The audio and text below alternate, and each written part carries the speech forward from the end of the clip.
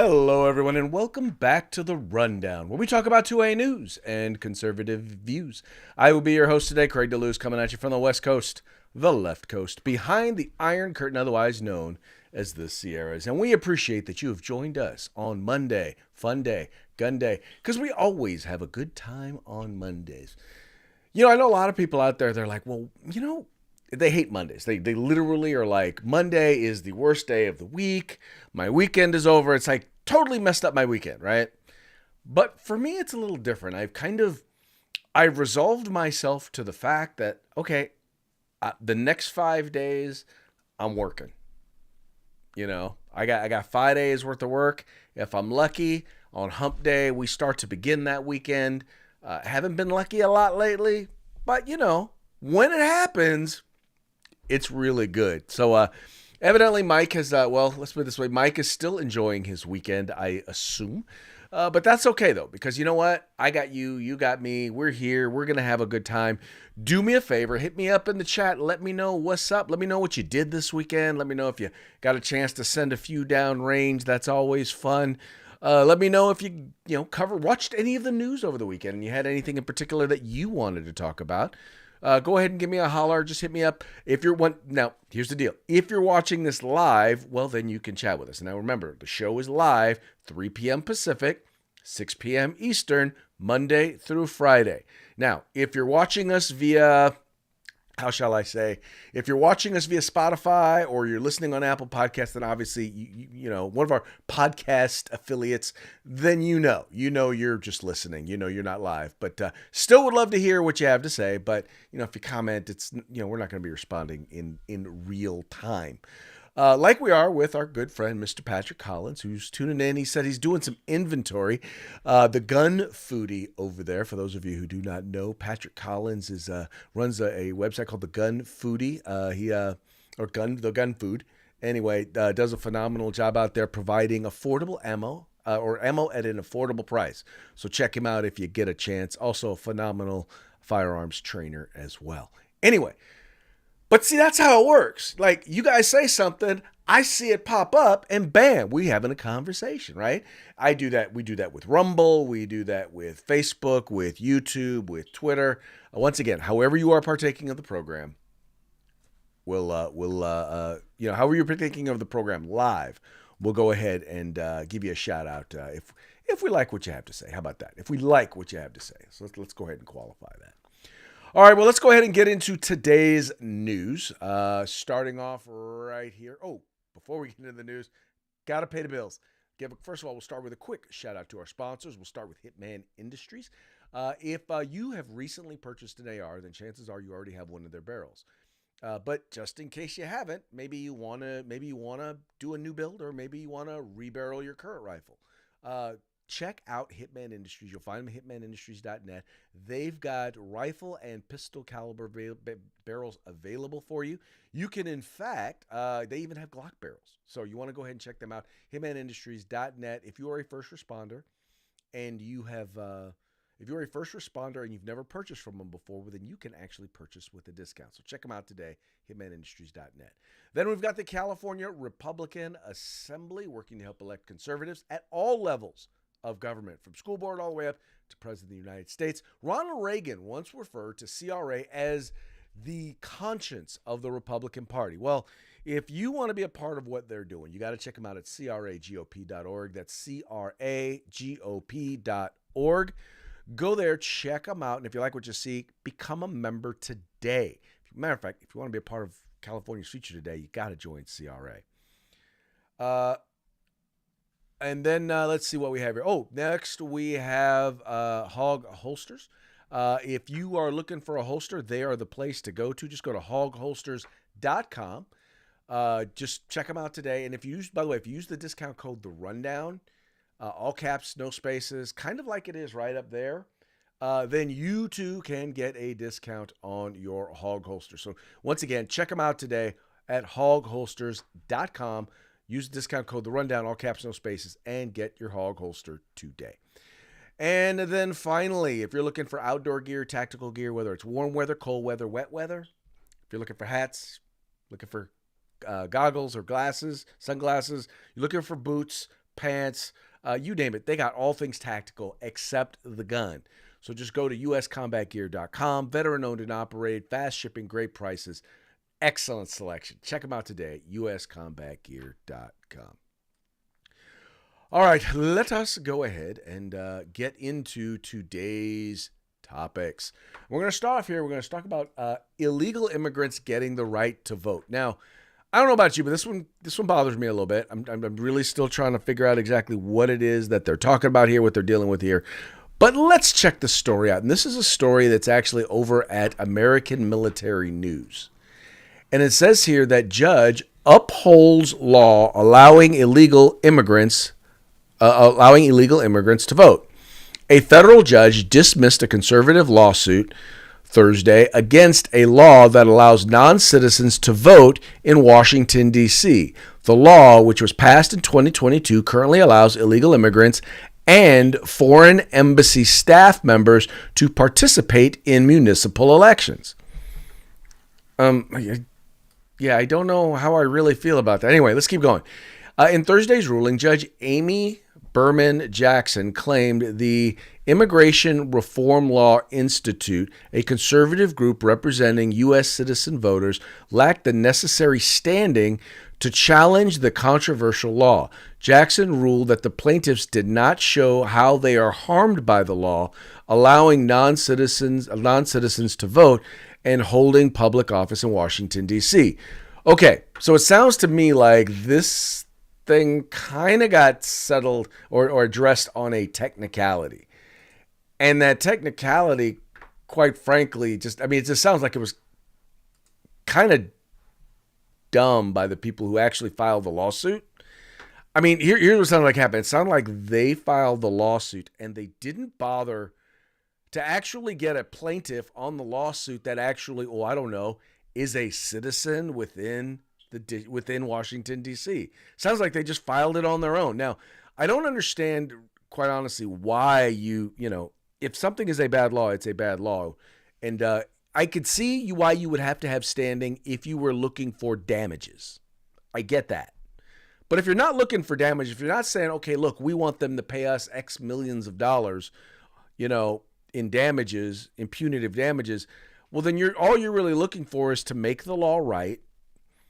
And for, maybe you get your attorney's fees back because you had to actually pay attorneys in order to make it legal. But it sounds to me like this judge is not saying that they have a right to vote. It sounds to me like what they said was, yeah, you just don't have standing. Well, as a matter of fact, that's exactly what the article says. I don't know. By the way, for those of you who do not know, most of the election fraud cases, most of the ones that were filed on behalf relating to the 2020 election did not get thrown out of court because they didn't have a foundation or a basis. They got thrown out because the plaintiffs lacked standing.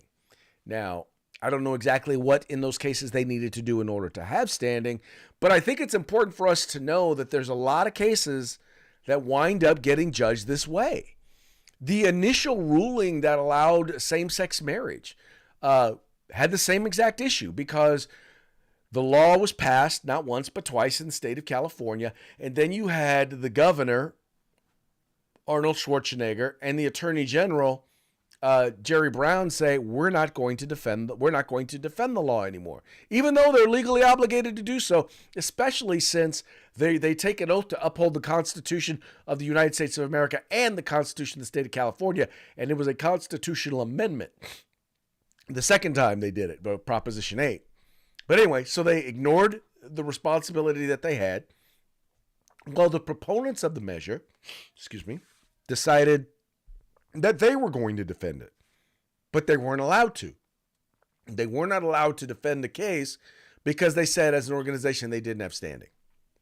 Now, there since have been other rulings, but my point that I'm making here is oftentimes legal decisions are made that have nothing to do with the actual content or the item being decided. A lot of times it's technicalities, and it sounds like in this case that's what we're talking about here is the technicality. But I still do not understand, and this is, maybe I failed, Civics 101, but I still don't understand how, as a citizen, as a non-citizen, you get the right to vote in American elections. That makes no sense to me. But evidently, I guess technicalities rule out over common sense, right? That seems to be the case, at least well, at least there in Washington D.C. Why am I surprised? All right, moving right along, and folks, I apologize by the way. Patrick Voigt pointed out that the sound is a little up and down, but I'm kind of playing with it as I go. The reason why I wasn't here on Friday, the reason why we didn't do the show on Friday was I was doing a remote with a client, and there was no way that I could get set up and have the show ready to go and run the live feed on Friday. But that also means, much as is the case when Mike or I, either one of us, takes our stuff and does a remote, it means that all of our settings are kind of whoo-hoo. And unless we have a lot of time, significant amount of time to get it fixed, well, I say all this to say I very much appreciate your patience, and I do appreciate when y'all point out if you're having problems. If we're having problems, I appreciate when you let us know.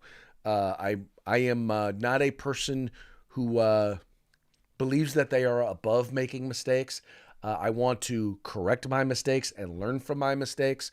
And a lot of times the only way in which I can know about my mistakes in order to correct them is if someone says something. So Patrick, you the man, thank you for helping us do better and be better. Anyway, next up. Oh, by the way, speaking of mistakes, our next item here. This is the entire European world, or the entire Western civilization had gotten all caught up in the whole gender reaffirming, gender identity, being sensitive to people of other, people who believe that they are other genders, yada, yada, yada thing, right? Well, more and more now you're starting to see, at least in Europe, you're starting to see they're walking this stuff back. And now there's a report, and we've seen reports out of a bunch of different countries. And now we're seeing one that is actually coming out of France. And in France, this report, I mean, I'll be honest, it's a pretty damning report. And the phrase that I used in the title for this, at first I was like, oh, that's a little scandalous, but that's exactly what the French said. In fact, they said transgender treatments for children is one of the greatest ethical scandals in medical history. That's what this French report said. Let me read it to you. A landmark report produced at the behest of the center-right Les Républicains in the French Senate found that the medical industry embarked upon the practice of giving children life-altering transgender treatments with little evidence of its effectiveness while ignoring side effects. The report, and there's a link here. In fact, I'll send you guys. I'll post it here, a copy to the story. But it says the report found that while parents were often pressured by doctors to put their children on puberty-blocking drugs to prevent suicide, there is little proof that this course of action had any better outcomes for the child. The head of the plastic surgery department at Georges I'm not even going to try to pronounce that hospital in Paris. In Paris, told the report that there was, quote, no evidence that sex changes for children improved their quality of life because, quote, there are obviously no randomized trials, meaning they've never done this. They've never tried this before. Meanwhile, there was a prevalence of depression and other mental illnesses among children seeking to change their gender. The report found that 70% of those seeking gender reassignment had, quote, anxiety, depressive disorders, and 30% had previously suffered suffered some form of trauma, typically sexual abuse. Most disturbingly, 30% of children seeking to change their gender were found to have been autistic, although they were often undiagnosed. All right, what does that mean? Okay, let's just be real. It's nothing that we haven't already talked about. It's nothing that I have not already shared with you before. You guys have all heard this before. That number one, they engaged in a lot of these activities where number one, there was no evidence to back up what they said. And in other words, they didn't know that it was going to keep kids from being suicidal because they had never done this before. So then they started just doing it wholesale. They didn't do studies. They didn't try it out. They just started giving them these hormones, right? And now that they've been doing it for a while, they're finding out, guess what?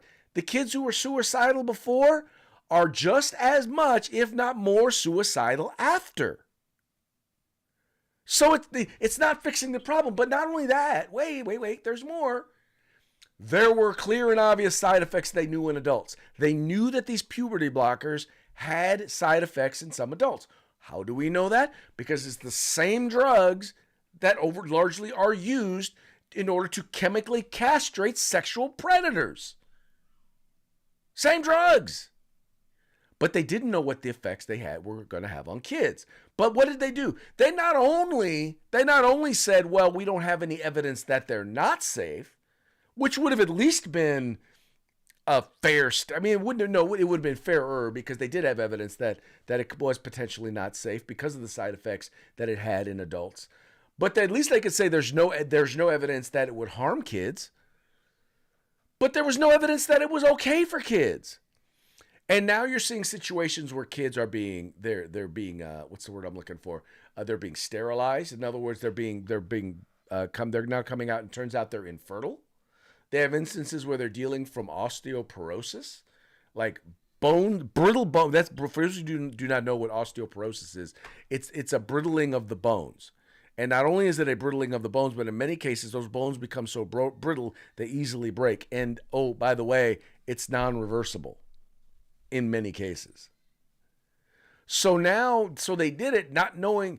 They did it knowing there was a chance. And they can't say they didn't know that there was at least a chance that these chemicals had problems, right? They can't say that when it came to doing the vaginoplasty that they didn't know, because literally that is basically creating a wound. I'm not going to get into the details of what it is, but vaginoplasty. I'm sorry, I keep saying vagioplasty. A good thing Mike's not here to correct me. But a vaginoplasty, that's literally cutting off and carving out flesh and making it. Anyway, you kind of get it, right? But there's known side effects to that. I'm just trying to figure this out, and I'm like, why are you doing these things when you know that there are side effects? And now, they're finally coming out and they're saying it. So I think we've had the Netherlands come out. We've had several different countries come out and say, okay, no, number one, we're not doing this wholesale for children anymore. Number two, we're advising against. Now you have this French report that's saying, yeah, no, it's a medical travesty. And by the way, it is, because they knew.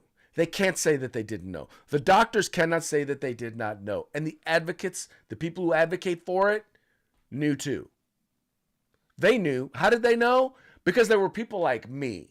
There were people in the medical community, in the psychiatric community, who were telling them, look, you got to be careful of this stuff. And they didn't care. They didn't care enough to even try. They just decided, we're going to do this because, well, that's the cool thing to do. Anyway.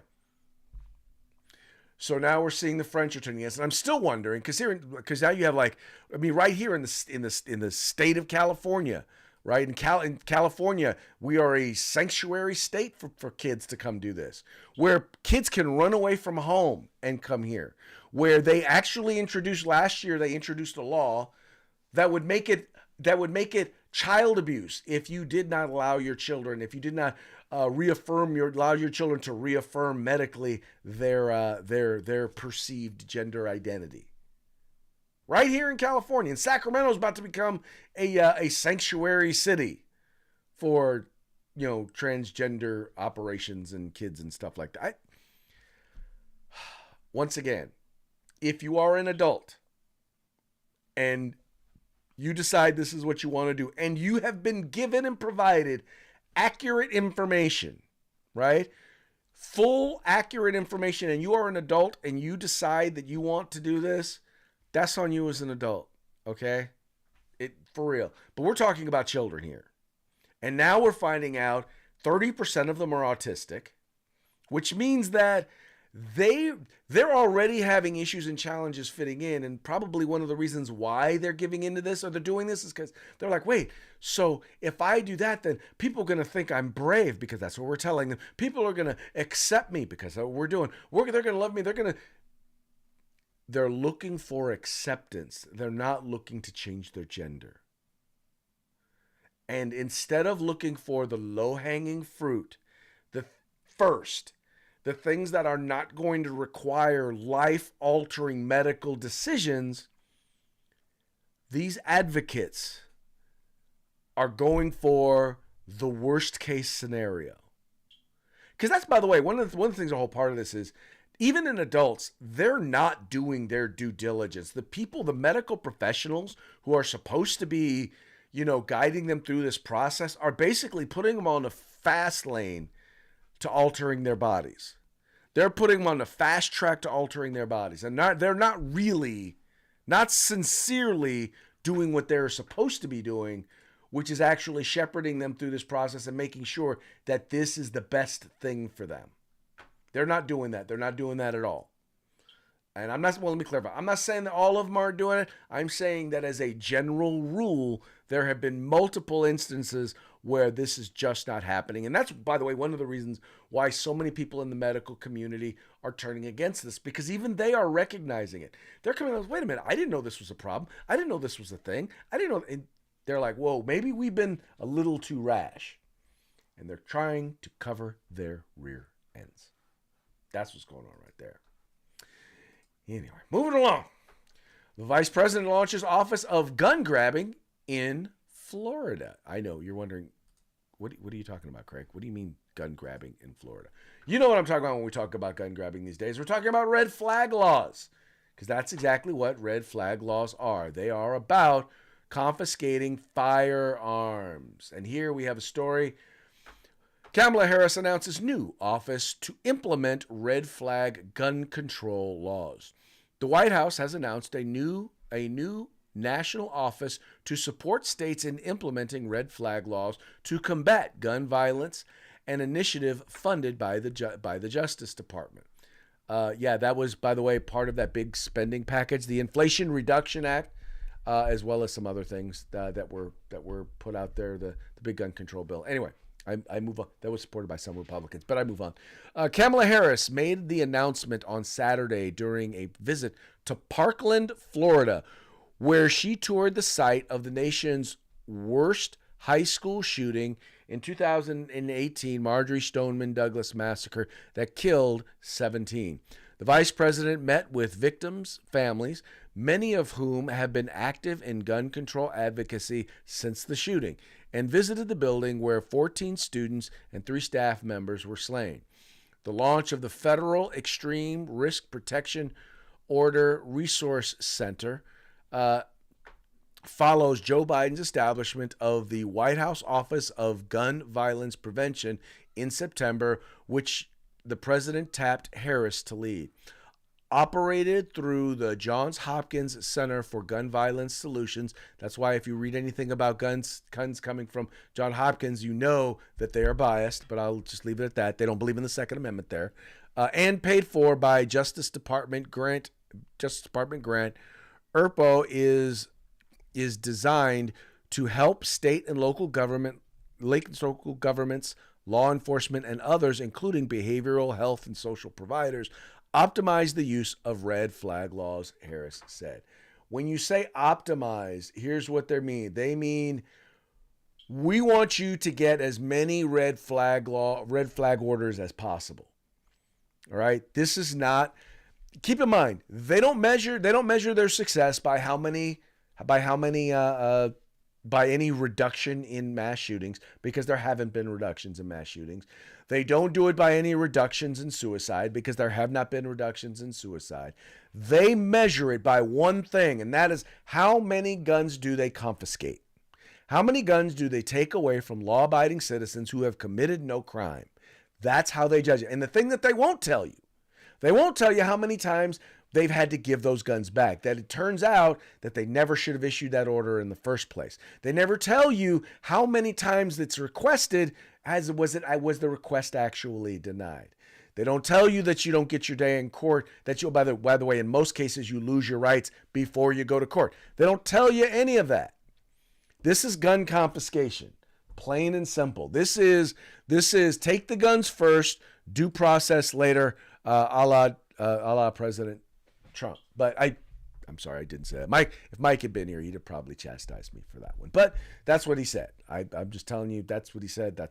That's what he said. Anyway, just to tell you, nobody's perfect. Just so you know, that's just proof positive. No one's perfect. Anyway, but these folks are not interested in saving lives. They are interested in thwarting your rights because, as you and I know, in many cases, including, by the way, in the case of the Parkland shooting, law enforcement, the Department of Justice, and the local sheriff's department oftentimes have information and have clues that would lead them to believe that maybe they should not, that this person should be under investigation or should not be in possession of firearms. They already have the information, and yet and still they do nothing. San Bernardino, yeah, we knew that was an issue. The Orlando shooter, yep, we knew.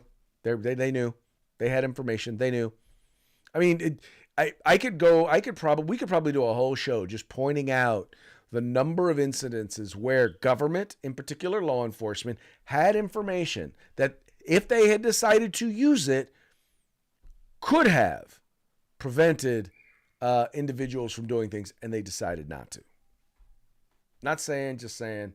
I'm just saying that, unfortunately, in these particular cases, one more law is not going to make a difference. And having a soft head like Kamala Harris leading the charge is not going to make it's not. You're not adding credibility by having Kamala Harris in charge of it. How about that? Is that safe enough to say? I think it's safe enough to say. And you want to know how I know she's a soft head? Just take this one, for example. This is a story out of Breitbart. It says, let me pull this up. Where are we at here? Here we go. Okay. It says, watch Kamala Harris claps along to Puerto Rican protest song before realizing it's about her. In other words, she's clapping along, not realizing, this song is about you. It says here, after delivering remarks in the territory's capital of San Juan, Harris stopped by the neighborhoods of San Jose to tour Goyoko Community Center and hear from community leaders, Fox News reports. A group of protesters holding signs with messages including Kamala Harris, war criminal, and calling the United States genocidal met the vice president outside of the community center along with the band playing music. Hold on, wait, here it is right here. Let's see if I can get this. I don't know if I can get the sound up here. Okay. Okay, so you can't. I know you guys can't hear the song right now, but there's music playing, and she's listening to it. She doesn't even realize she doesn't speak Spanish, so I don't speak Spanish either. So look, so the guy that's with her starts clapping, and you think he knows what they're saying, so you think she would know what they're saying. Look, there's her interpreter now telling her what they're saying, and she's like, "Oh, now I gotta stop because because." They're talking about me.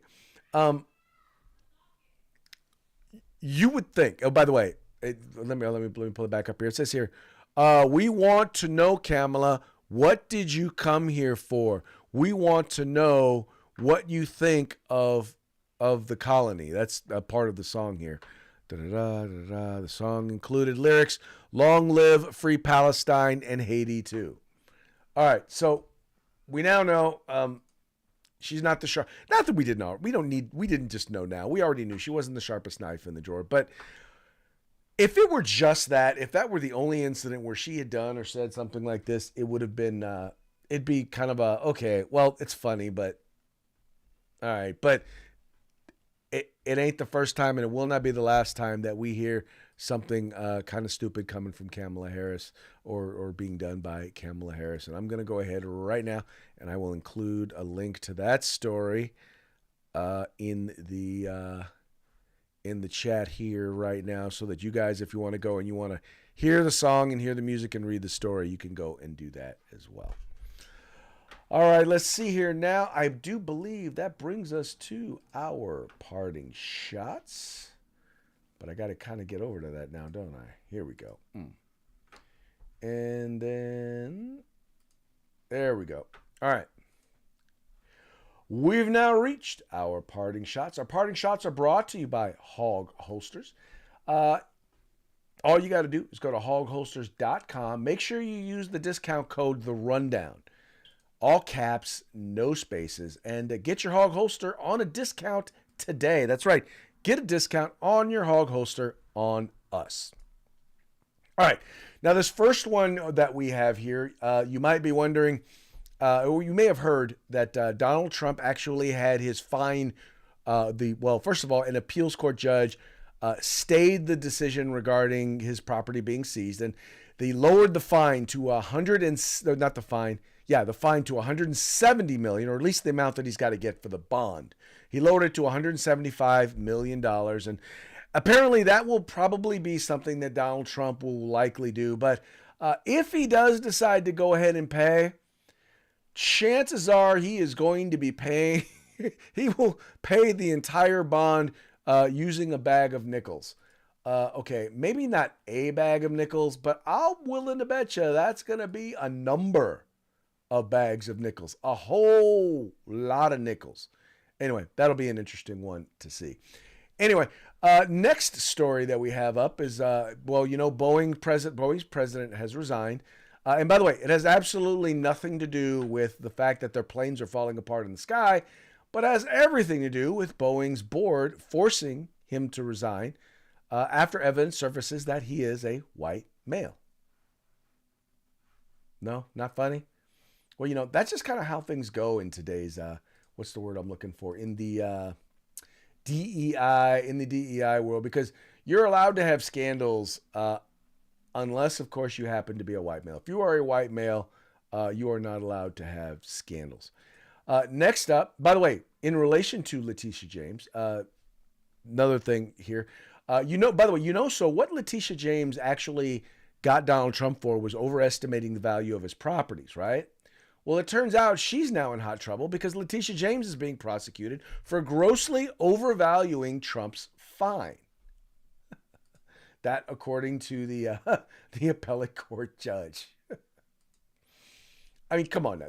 Y'all got to admit, that is true. I mean, that is hysterical that she would do that and then overestimate the value. I mean, it's like, okay, well, you got all this property. You should be able to sell it. Well, you just said it was overvalued. Why would you think that you can now, why would you think they'd be able to get that kind of money cash if you said he overestimated his value? Anyway, I digress.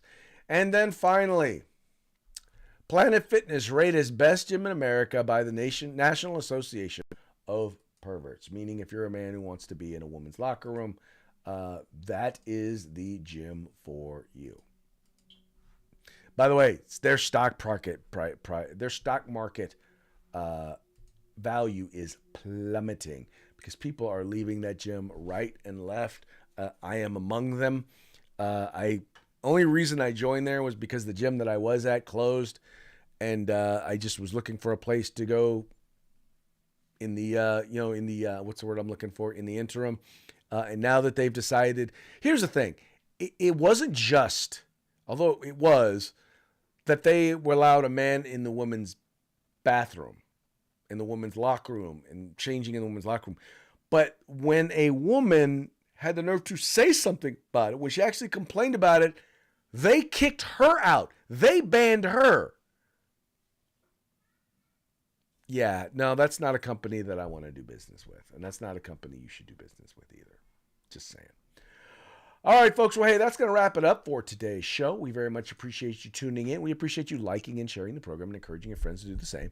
Please remember to visit our sponsors. You start off with Hitman Industries. You'll find them at hitmanindustries.net. Rifle and pistol caliber barrels available for you today. Then you've got the California Republican Assembly. working to help elect conservatives at all level of government. If you want to be a part of California's future today, join CRA. Then you've got Hog Holsters, where you can get a Hog Holster at hogholsters.com using the discount code The Rundown, all caps, no spaces. Get your Hog Holster today. And then you've got outdoor gear. You've got tactical gear. All things tactical, but the gun at uscombatgear.com. And with that, we're going to call it a day, and we will be back tomorrow. Hopefully tomorrow with Mikey. Hopefully. Anyway, but we'll be back tomorrow. We'll have a good time. We will see you tomorrow. Same bat time, same bat channel. Holla at you then.